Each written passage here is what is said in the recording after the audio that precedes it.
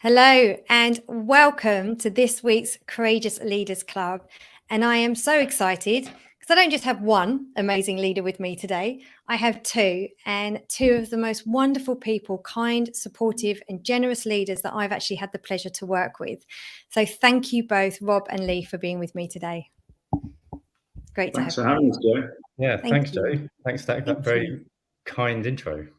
Yeah, well, I've loved the time that I had working with both of you, and you know, your experience is incredible. Like, just to give the listeners a bit of an idea, you know, Lee, you've worked on, you know, you did infamous work for Tango, Pot Noodle, award-winning work for Skittles, you know, Coca-Cola at some of the most awarded creative agencies. You've got McCann, HHCL, Mother, you know, an executive creative director, and now co-founder of your own company, Motel.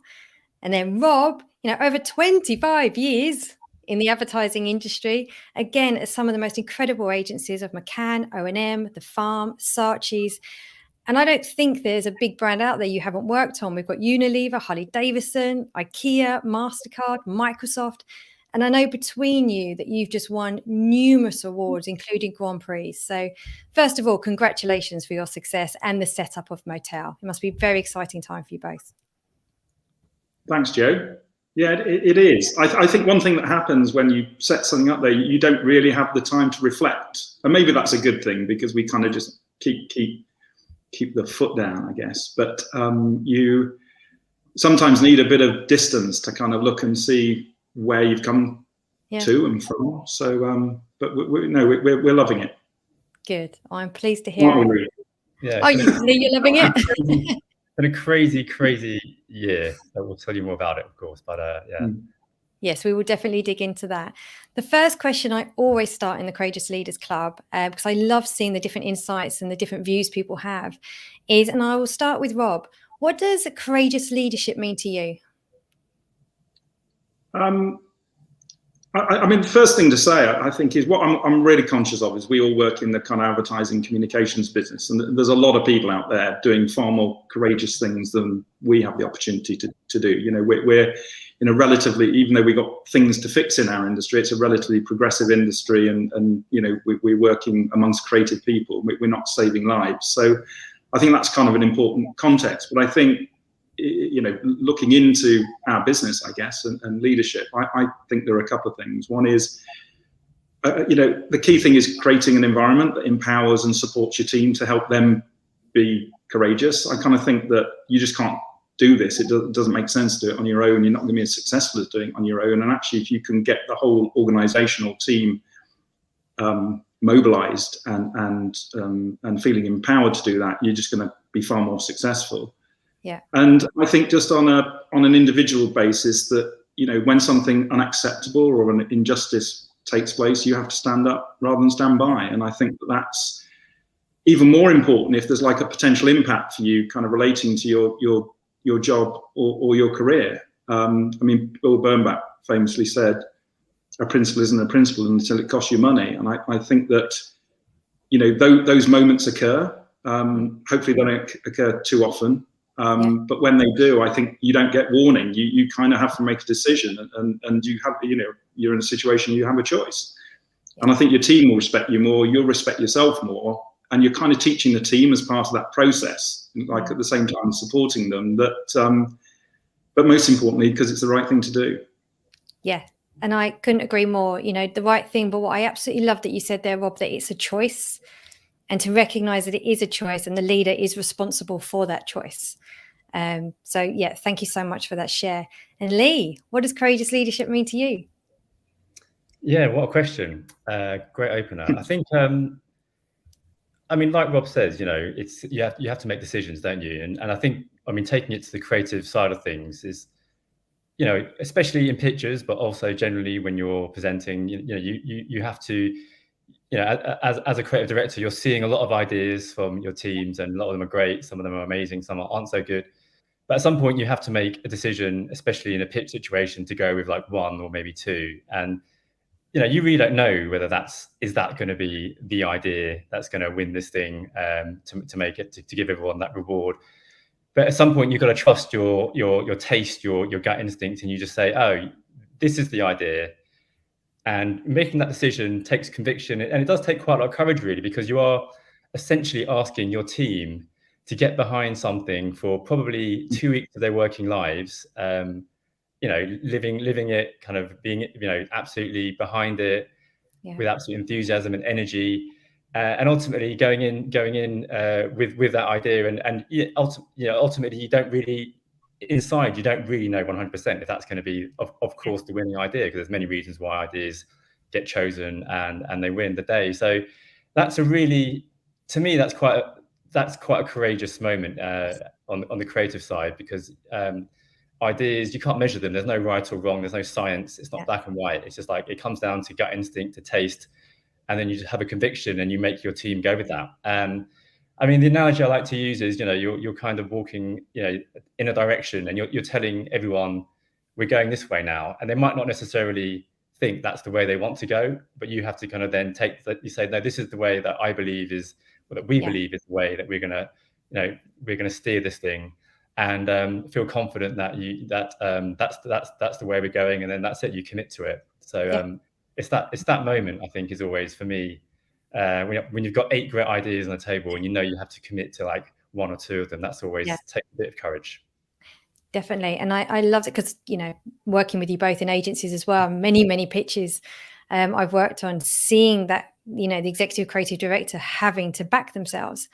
And I love that, because you're really talking about backing yourself, having that certainty in yourself, because when you've got that certainty in yourself and that conviction to make a decision, people will follow you. They'll be like, okay, cool, because I can see that certainty, I can see that confidence, they're trusting that decision, let's go. We've got their back as much as they've got their own back. And I think leaders who can stand in that empowerment and that certainty create wonderful followers in the direction they can go in. So that's a fantastic share. Thank you, Lee. So, you touched on team there a bit. Both of you have worked with very large teams. You've both worked in global and startups. In terms of now with Motel and your team, what's your kind of philosophy with your team in terms of how to encourage their courageous zone, how to help them be their best? I'll give you a choice. I think that, we were lucky, because even though we've worked in big, we worked, as you were saying earlier, in all manner of different size agencies. And I think even in a big agency, that Lee and I were running a kind of a team within the agency. So in some respects, it wasn't such a transition from, being in a huge environment through to running Motel. So I think we brought over kind of quite a few behaviors, and we talked a lot at the start of the process. We walked miles during the pandemic, kind of working out what it was that we wanted to do and what were the best things that we kind of learned in our career and agencies we've been at. And we're very honest with people. We're not trying to reinvent the wheel. We've learned a lot during our careers, fortunately.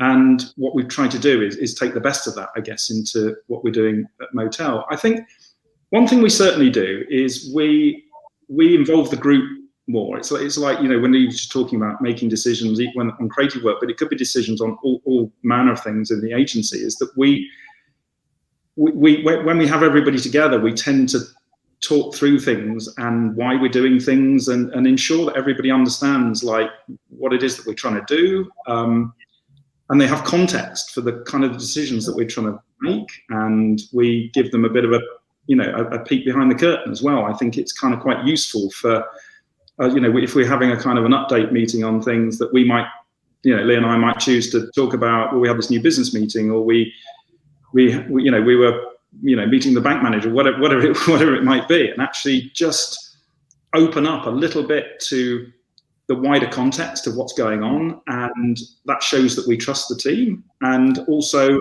I think it kind of creates a bit of a framework for having conversations with them about all sorts of things. So I think that it's, first of all, I think it's about setting the context for how you kind of engage the rest of the team in being courageous, on the basis that, as we were saying earlier, that we think it's fundamental that they are, because we're not going to achieve what we want to do if they're not. Definitely. And I love everything you shared there. And the key word that stood out for me was trust. I think when people feel trusted, because I think even if, the three of us, if you feel that somebody doesn't trust you, can you perform at your best? Most of the time is no, because you're spending so much time having a negative conversation with yourself about why am I not trusted? Am I not enough? What's going on? But when you feel trusted and you're empowered, there's no end to the potential and the performance of what you can achieve. So, that fundamental trust, and you're giving that to your team, yes, will encourage complete courageous movements. That's fantastic. Lee, anything you wanted to add to that? No, I mean, I think it's exactly what you just said there, Joey. I think really when you feel trusted and supported, it does totally energize you, doesn't it? And with the opposite, if you're feeling doubts or you're second guessing or you're not sure, you're wasting a bit of energy figuring out, am I doing the right thing? And one thing that we certainly encourage when we're seeing ideas or anything that we're kind of generally doing as a company is that we do always like to encourage a level of wrongness in it.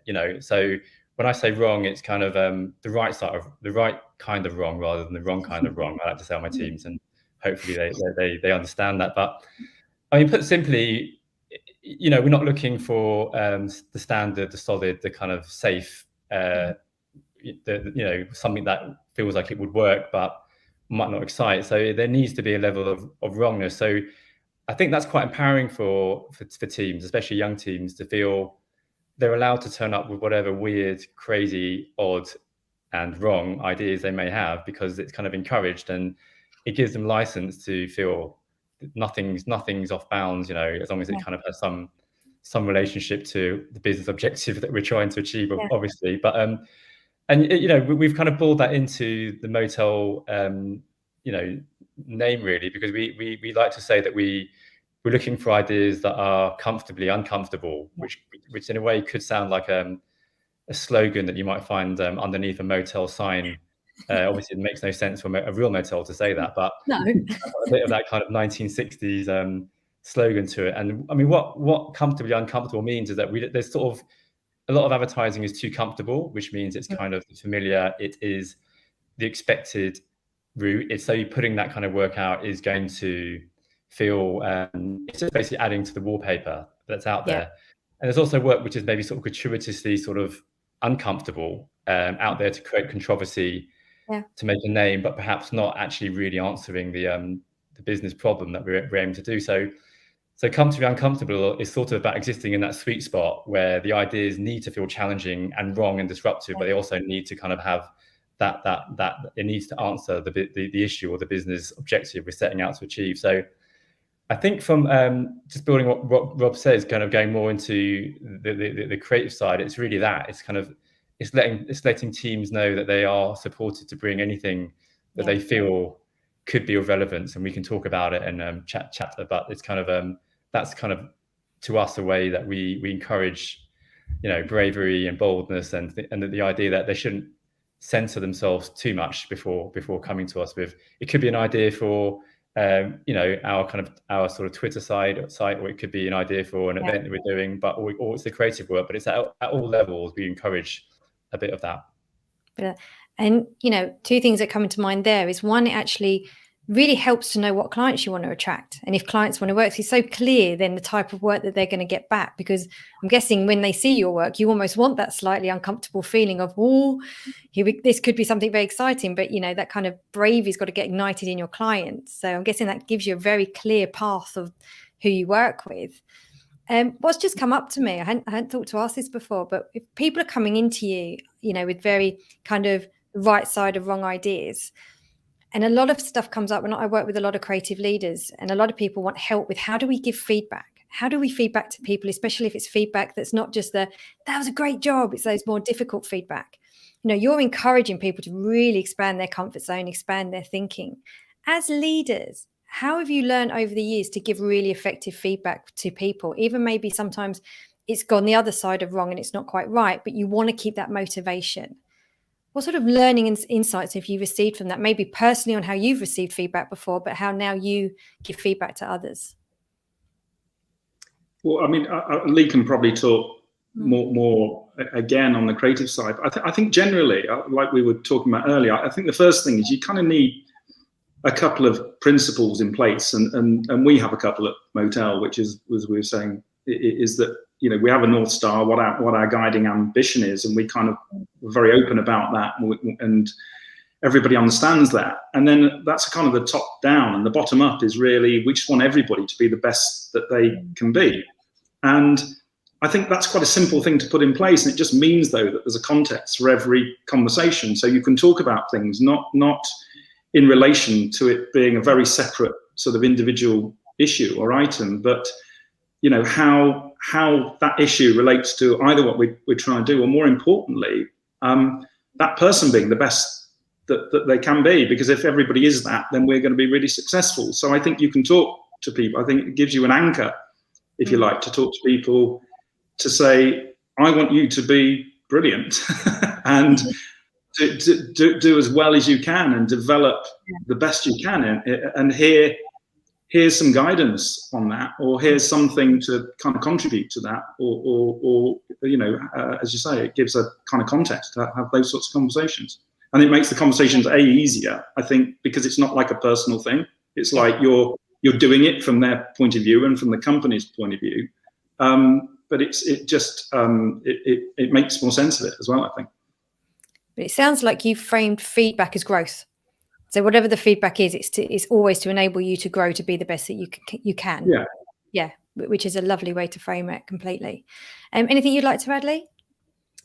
Yeah, I mean, I think, you know, we're always looking for people, and in general, I mean, throughout our careers, is, you know, people that want to learn, that always feel that there's something more to learn, that the job isn't done. You're not suddenly the finished article where you kind of now I can do this job for 20 years without having to change. So you know, we're constantly having to learn, and you know, we've all had to sort of learn new ways of doing things as the media landscape changed like 20 years ago, and you know, and on and on and on. And people should be looking to. So we actually really, you know, most of our team welcome very honest feedback, because they actually want to, rather than just hearing platitudes of everything's going great, and you know, which is they actually want to know, well, what's the ways that we can get better. So I think it's in a way that's part of it, isn't it, as well? It's for me personally, I always like to be very positive.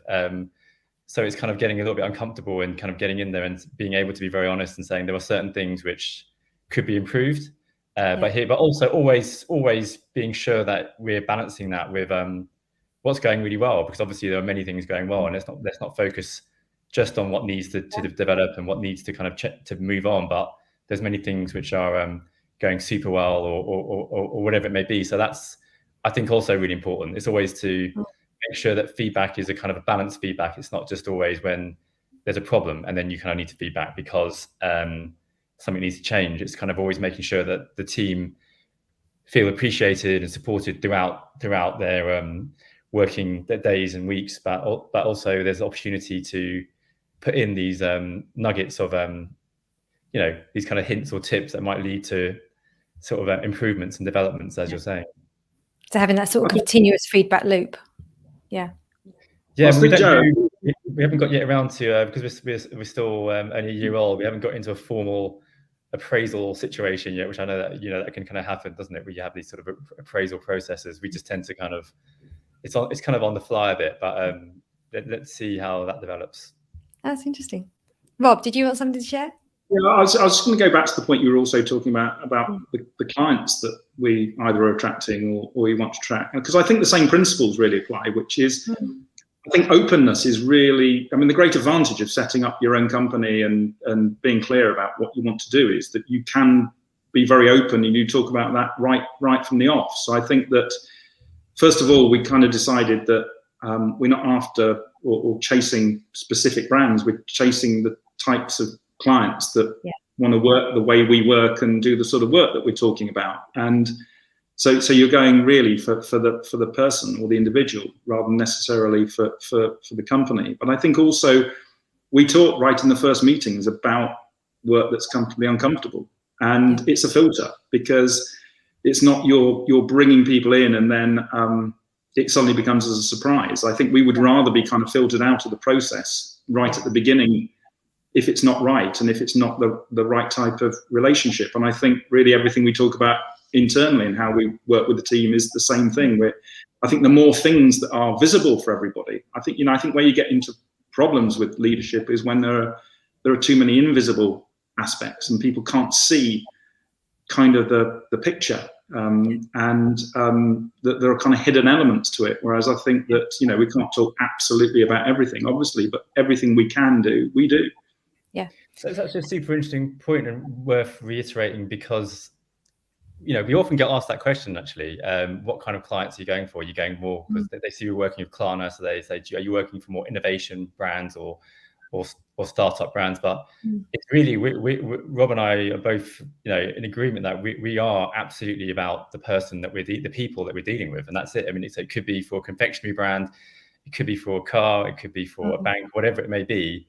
It's that's the relationship which is going to lead to a healthy working life and also great work, right? So that's the thing that we're really sort of most focused on, and it is a filter, like you say, Joe. I mean, because we'd rather know that earlier. We don't want to waste energy going down a process of a pitch or or even any kind of a series of meetings when it's not right at the beginning. We might as well cut it off early and save everyone's time, because as we know, there's only so much time and energy in this world.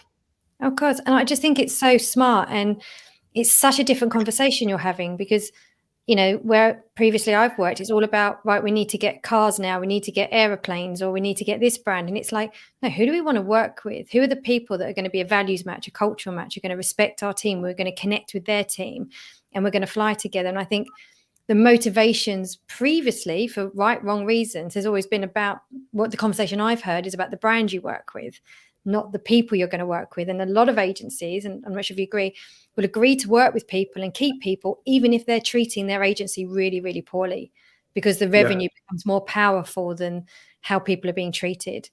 And I've seen personally, I don't know if you, through the pandemic, how there's this shift at the moment of people aren't wanting to tolerate that anymore. I'm not going to tolerate being treated badly, and they want more meaning, more purpose.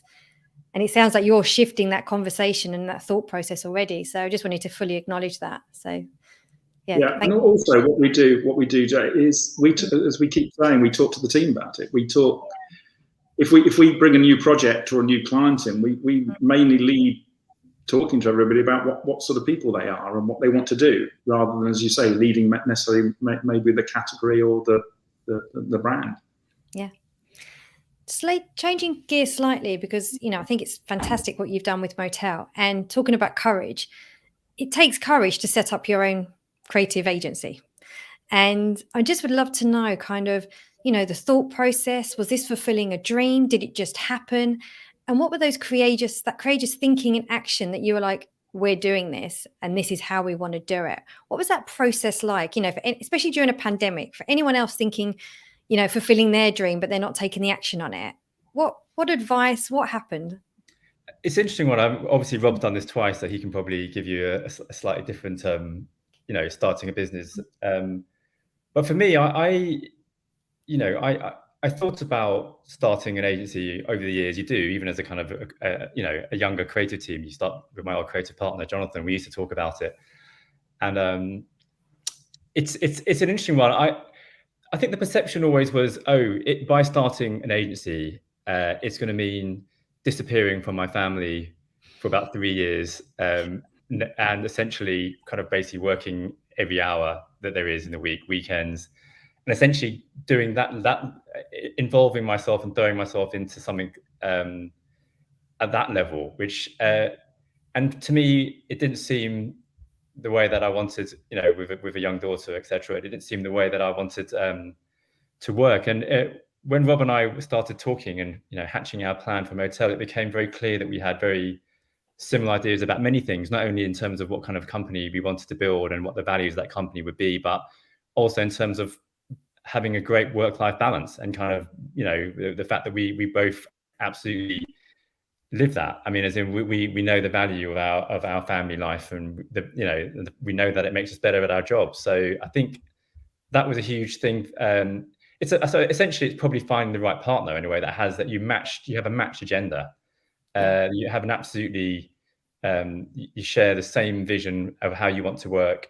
Because if Rob and I had different ideas about that, can you imagine how much discord that would be between, say, I wanted to work 24/7 and Rob wants to work less, or vice versa. So it's important to have all of those fundamentals in place. That's how we kind of started to build Motel with essentially that gave me courage to think, here I have a partner who we have the same values in terms of life and work, and that's something that we can start from as well.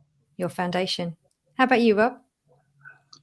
Yeah, I think that as we said earlier, we spent so much time, because obviously we were deep in the pandemic, so we could kind of meet inside at the time. So it was lucky that the weather was so good last year, because we sort of walked around. There was one day I think we walked for 12.5 miles or something, just talking about agencies we've been at and what we liked about them, and things that we could take with us, and what we didn't, and that was kind of really helpful. But as Lee said, I kind of got a couple of other things into it, which was, I think one thing that has benefited us is being two founding partners. I think we have real agility in how we make decisions, and because, as Lee said, we're very much, we have different disciplines, if you like, but there's a lot of overlap, and we're kind of in the same mindset. So it's quite quick in terms of making decisions about things that we need to do, which is really helpful. And I think that I just don't think also that we could have started this company in this way without the pandemic, in a strange way. So as Lee said, he's been thinking about it for a while. I mean, I've always had people, because I did it before, are you going to do it again? Will you start up again? And I think that even if we'd started maybe 3 or 4 years ago, I don't think we'd have started necessarily quite the company that we've started now. And I think, the pandemic has been horrendous at so many different levels, but I think that it also brought a lot of things that have been bubbling away and needed addressing, and in a positive way and a negative way, we started, not just as a virtual business, but we started in a year where a lot of really important kind of issues with diversity and inclusivity were being brought quite directly to the fore. And I think that what's been great is we've been able to bring all those things together into how we thought about setting Motel up. And so I think we've built and are building a different company. Yeah. And it sounds like it from what you're sharing today, which is great. So yeah, congratulations. And I did think, a very courageous move, and one that's paying off for you. In terms of leadership, and just kind of thinking now personally to you both, what do you do? It's very easy for leaders to get caught up in the weeds. And I'm sure you've had times in the agencies that you worked in where it's high stress. I remember doing a 72-hour shift once. The demands are incredibly high in a lot of places.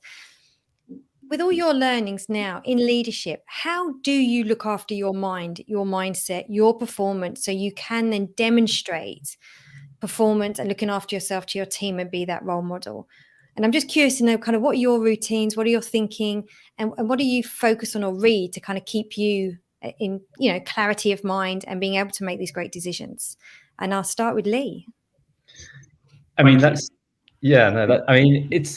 it's really a case of, you need to just do a lot of things and read, see as much as possible, go out for walks. I mean, I think it's not healthy to sit sort of banging your head against the wall over a problem, whatever problem that might be. It might be work or non-work related. You need to change perspective, see other things, just get out. I mean, I think it's having a good balance helps that, because it helps you to recharge and see other things. But even if you're watching, I'll sometimes watch like a program with my 10-year-old daughter, and it helps that it can spark some kind of interest or some kind of angle on something. Or walking down a high street and you see something in a shop window, or going to a gallery, reading. I mean, anything. I think you just need.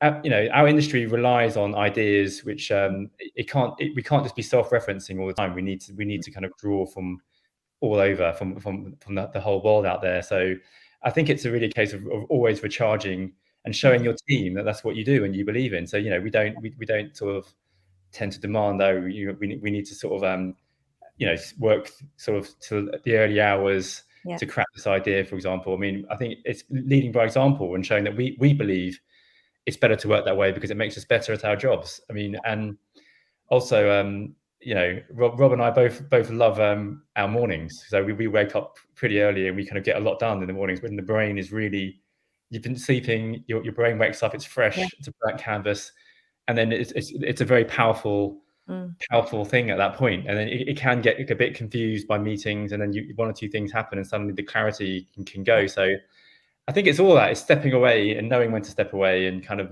having a healthy attitude to life, and also quite simply just taking care of yourself. I mean, you know, obviously it's kind of basics, but you know, exercise and making sure you're active and not living in a poor way because your work's forcing you to kind of compromise that.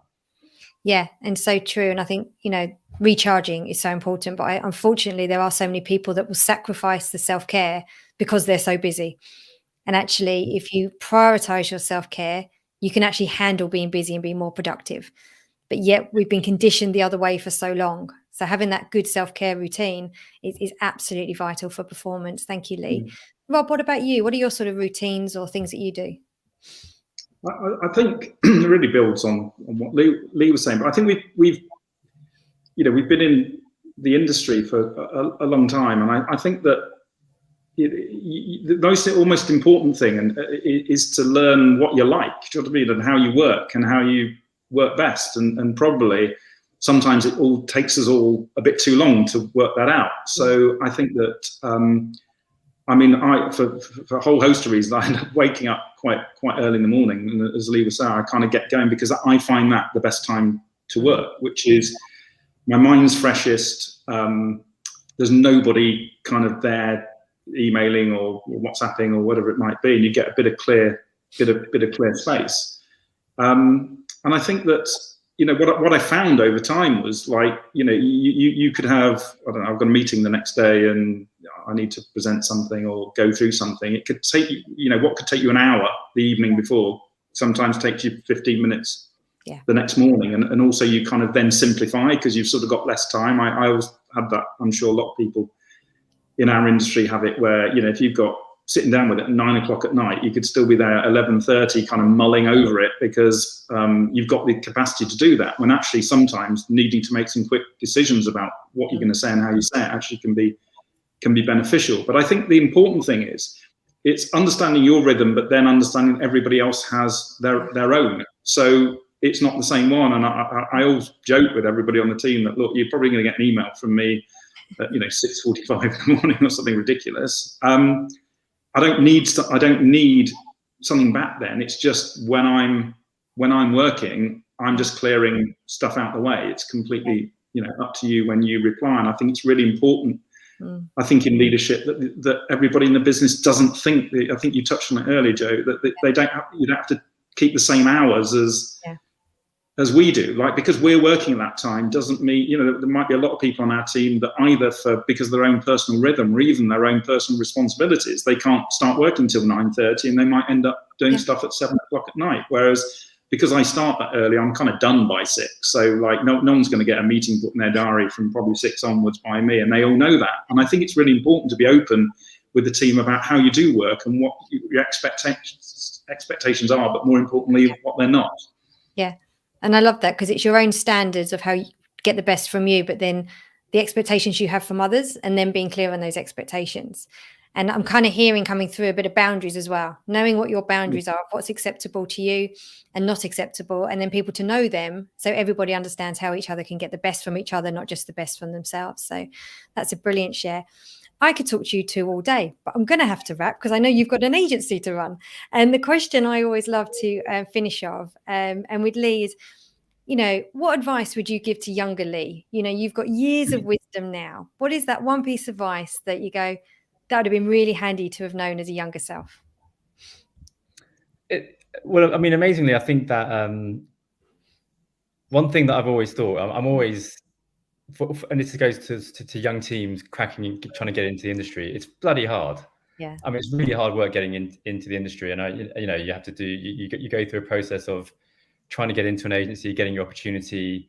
Maybe getting a trial somewhere, doesn't work out, you move on. And I always look back at that early period when I teamed up with Jonathan, my original partner, and we were going from agency to agency with our kind of A3 portfolios, because obviously no one had a website that back then. I'm always looking back. I think, God, that was actually incredibly determined and resilient of us to kind of keep going on and on. And despite knockbacks, or you see a creative team and perhaps they don't like your work, another one does.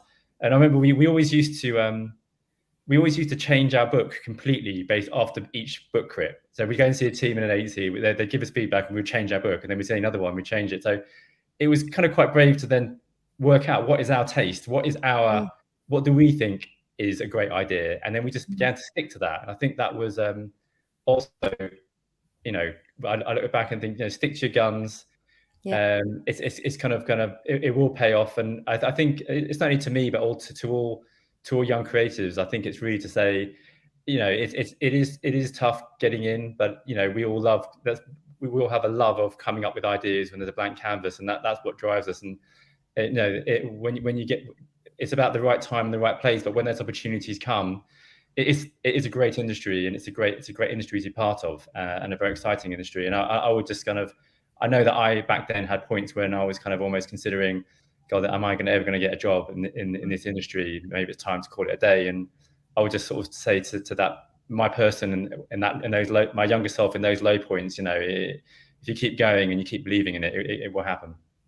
Oh, I just love that. I absolutely love that. Thank you so much, Lee. And Rob, how about you? Well, one piece of advice I was actually lucky to get right at the beginning when I was starting, which was the first boss I worked for said, you can learn something from everyone. Just be careful what you learn. And I'm not sure I really even understood it fully when he kind of said it. And then it just became more apparent as my kind of career went on. I actually use it a lot when I'm kind of giving guidance to kind of younger or newer people in the business, because I think even if somebody is kind of the worst kind of colleague or boss that you could imagine, that it's quite hard to make your career in our business. So they're probably good at doing something. So I think if you can identify what that thing is, and it's quite interesting because I know in one of your previous conversations you actually had a much better articulation of that, which was, where's the gift? Yeah. And I think that I kind of really love that you can pull something out from everything. And if you're kind of a bit like a magpie and can kind of collect all those things, that's a not a bad way to kind of progress. But I did get that advice. So the piece of advice that I would give my younger self now, I think, is just everything will be okay. I think that we go through our careers thinking the next job, the next meeting, the next pitch, the next whatever it might be, it kind of feels like you're on this sort of precipice, kind of like in all sorts of situations. I expect all three of us have experienced that at various points during our career, running an agency, starting an agency, whatever it might be. And we're all still here, and I think that's the piece of advice, because I don't think you don't realize that. I think you think everything is kind of so much more sort of has the ability to determine your kind of future. And, you kind of muddle through, and the thing that you think is going to happen, the worst case scenario, kind of rarely does. And I think it's quite liberating. Trouble is, we're all good at giving advice to people that we wouldn't take ourselves. So whether I would take that advice or kind of believe that when I was starting is another thing. And also giving advice, Rob, I know you're an incredible mentor to so many people as well, in terms of how you've nurtured talent and stayed in touch with people you've worked with to guide them through their careers. And Lee, I'm sure you do the same. But Rob, I know you've helped a lot of people grow in their careers. So yeah, full acknowledgement for that. And then anyone listening, having a mentor is something that can really be transformational for you. So that's the end of the interview. Thank you so much. Before we completely close, is there any final words you would like to share to the people listening today? I would just say, I think if anyone out there is thinking of starting a business and they have some of the nuts and bolts in place, it is possibly one of the best times to start a business, because obviously just, it's been a terrible year in so many ways, but a lot of the rule book has been thrown out, and there's a real opportunity to start companies in a new way. And I think that's been what Rob and I have found really exciting is, it's creating and building a company right now is really, the possibilities are big. So I think it's that's something that I would like to pass on. Thank you. Very exciting times. And Rob? Yeah, I agree with that. And also, I just think that, coming back to the theme of courageous leaders and being courageous, I think you never really know.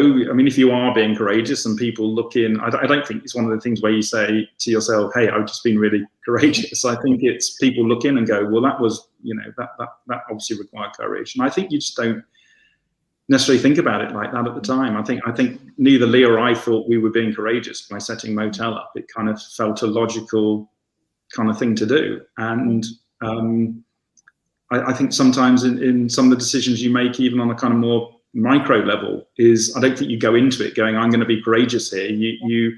I think you need a kind of almost a principles or system of leadership that allows you to know, say when you need to stand up or show up, and it kind of feels that's the right thing to do at that moment in time. And I think that probably on reflection, it might feel more courageous, but I think we all know. Yeah, and I love that fact that courage is simply just taking that first step. Doesn't have to be big, doesn't have to be massive. It's just taking that first step towards something you'd love to create, and something that's true to you and fulfills you. We all work incredibly hard, but you have that fulfillment at the same time as well, which I'm seeing beaming through you both that you have with what you're setting up and the success that you're already having so quickly. Thank you both so much for your time. It's been fantastic to hang out with you and hear your stories. And thank you for those that have listened with us. And we will see you very soon for the next episode of the Courageous Leaders Club. Thank you, everybody. Goodbye. Thanks, Joe.